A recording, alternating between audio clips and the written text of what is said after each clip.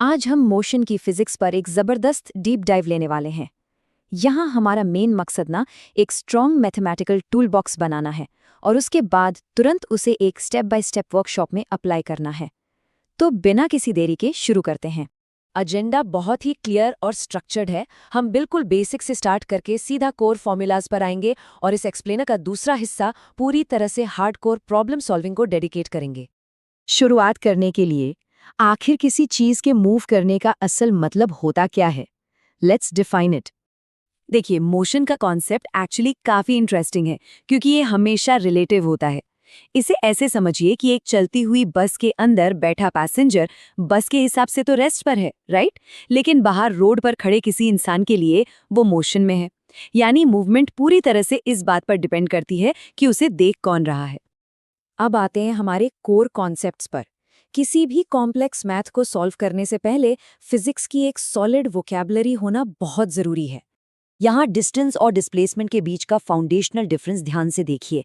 Distance, जो कि एक स्केलर क्वांटिटी है, टोटल पाथ कवर करता है और हमेशा पॉजिटिव होता है। दूसरी तरफ डिस्प्लेसमेंट एक वेक्टर क्वांटिटी है। ये शॉर्टेस्ट पाथ है जिसमें एक स्पेसिफिक डायरेक्शन होती है और ये नेगेटिव या जीरो भी हो सकता है। आगे न्यूमेरिकल्स में ये डिस्टिंक्शन लिटरली गेम चेंजर साबित होगी। टूल बॉक्स को थोड़ा और एक्सपैंड करते हैं। स्पीड और वेलोसिटी डायरेक्शन की वजह से एक दूसरे से अलग हो जाते हैं। स्पीड सिर्फ distance covered per unit time है, जबकि वेलोसिटी में डिस्प्लेसमेंट के साथ डायरेक्शन भी जुड़ जाती है। और एक्सेलरेशन क्या है? वो बताता है कि वेलोसिटी किस रेट से बदल रही है, जैसे एक रॉकेट का अचानक लॉन्च होना या ट्रेन का ब्रेक लगाना। अब किनेमैटिक्स को मास्टर करने का असली सीक्रेट, इक्वेशंस ऑफ मोशन। ये 3 पिलर्स हैं जिन पर पूरी किनेमैटिक्स टिकी है। ये 3 इक्वेशंस हमारी अल्टीमेट शीट हैं। पहली है v equals u plus at, दूसरी s equals ut plus half at squared और तीसरी v squared minus u squared equals 2as। Trick ये है कि हमेशा आइडेंटिफाई करें कि कौन सा वेरिएबल मिसिंग है। जैसे अगर टाइम नहीं दिया है तो तीसरी इक्वेशन सबसे बेस्ट काम आएगी। याद रखिए, u इनिशियल वेलोसिटी है, v final, a acceleration, s distance या डिस्प्लेसमेंट और t अपना टाइम है। फॉर्मूला सेट है। अब वक्त है सीधे अपनी फिजिक्स वर्कशॉप में एंटर करने का और हमारा classic given formula solve method real problems पर टेस्ट करने का। पहला न्यूमेरिकल देखते हैं। एक कार रेस्ट से शुरू होती है और 5 सेकंड्स में 25 मीटर्स पर सेकंड की वेलोसिटी अचीव कर लेती है। तो यहाँ एक्सेलरेशन क्या होगा? स्टेप बाय स्टेप मेथड के हिसाब से सबसे पहले गिवन्स निकालते हैं। अब क्योंकि कार रेस्ट से स्टार्ट हुई है, इसका सीधा मतलब है इनिशियल वेलोसिटी यानी u 0 है, फाइनल वेलोसिटी v 25 दी हुई है और टाइम t 5 है। हमें डिस्टेंस से कोई लेना देना नहीं है यहाँ, तो एक्सेलरेशन का पहला formula a equals v minus you divided by t बिल्कुल परफेक्ट फिट बैठता है। और इसे सॉल्व करने पर आंसर आता है एग्जैक्टली 5 मीटर्स पर सेकेंड स्क्वायर्ड, एक पॉजिटिव एक्सेलरेशन। कितना सिंपल था ना? चलिए लेवल थोड़ा अप करते हैं। एक ऑब्जेक्ट की इनिशियल वेलोसिटी 15 है, फाइनल वेलोसिटी 35 है और एक्सेलरेशन 5 है। तो टोटल डिस्टेंस कितना कवर हुआ? ध्यान दीजिए, यहाँ टाइम नहीं दिया गया है। यहाँ हमारा सॉलिड टूलकिट काम आएगा। क्योंकि इस प्रॉब्लम में टाइम मिसिंग है, तीसरी equation v squared minus you squared equals 2as use करना ही सबसे लॉजिकल चॉइस है।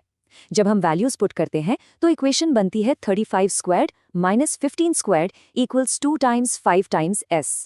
इस अलजेब्रा को ब्रेक डाउन करें तो 1225 माइनस 225 इक्वल्स 10s, जिसे सॉल्व करने पर फाइनल डिस्टेंस निकल कर आता है पूरे 100 मीटर्स। एकदम क्लियर। अब एक थोड़ा अलग केस देखते हैं जहां ब्रेकिंग और रिटार्डेशन हो रहा है। एक व्हीकल 20 मीटर्स पर सेकंड की स्पीड से चल रहा है और अचानक -5 के एक्सेलरेशन के साथ रुक जाता है। हमें इसका स्टॉपिंग डिस्टेंस निकालना है। सेम वही पिछला फ्रेमवर्क फॉलो करेंगे। सबसे पहले गिवन्स, क्योंकि गाड़ी रुक रही है, इस बार फाइनल वेलोसिटी यानी v 0 हो जाएगी। एक्सेलरेशन यहाँ नेचुरली -5 है क्योंकि ब्रेक लग रहा है। टाइम इस बार भी मिसिंग है, इसलिए तीसरी इक्वेशन को यूज करके हम लिखेंगे 0 squared minus 20 squared equals 2 times minus 5 times s। Equations में माइनस साइंस एक दूसरे को स्मूथली कैंसिल कर देते हैं और हमारे पास एक सेफ स्टॉपिंग डिस्टेंस निकल कर आता है 40 मीटर्स। हमारे इस एक्सप्लेनर के आखिरी सेक्शन में हम इन्हीं मैथमेटिकल कॉन्सेप्ट्स को विजुअल ग्राफ्स में डिकोड करेंगे। Visualising the math. देखिए, मेन कॉन्सेप्ट ये है कि ग्राफ्स की स्लोप या उनका एरिया हमें वही एग्जैक्ट आंसर्स देता है जो इक्वेशन से मिलते हैं। एग्जाम्पल के लिए, एक वेलोसिटी टाइम ग्राफ के अंदर का एरिया कैलकुलेट करना हमेशा टोटल डिस्टेंस कवर्ड दर्शाता है। ये एक बहुत ही पावरफुल शॉर्टकट है। इस शॉर्टकट को एक्चुअली प्रूव करने के लिए एक न्यूमेरिकल देखते हैं।